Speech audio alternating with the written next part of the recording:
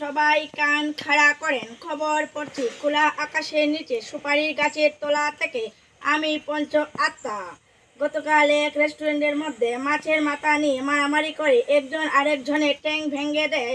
ট্যাং থেকে প্রচুর পরিমাণে হলুদ রঙের রক্ত বের হয়ে যায়। রিপোর্ট করেছেন কথা ক্যামেরাম্যান বিড়াল।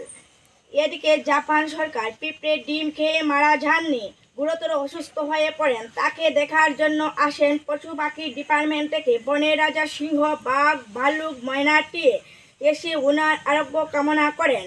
অস্ট্রেলিয়ার সমুদ্র থেকে একটা বড় কুমির ধরা পড়ে। সেই কুমিরের পেট কেটে 3 জন যুবতীকে দেখতে পাওয়া যায়। বানর রাজা বলেছে তারা নাকি পাচারকারীতে যুক্ত। বাংলাদেশ থেকে মোহাম্মদ উদ্দিন ভারত সফর করতে আসেন, তখন নিরাপত্তার জন্য 50 কার্টন বিএসএফ আর 50 কার্টন সিআরপিএফ জওয়ান মোতায়েন করা হয়। সবাইকে আমার নমস্কার। আমার ফানি খবর দেখার জন্য সবাই প্রস্তুত থাকুন।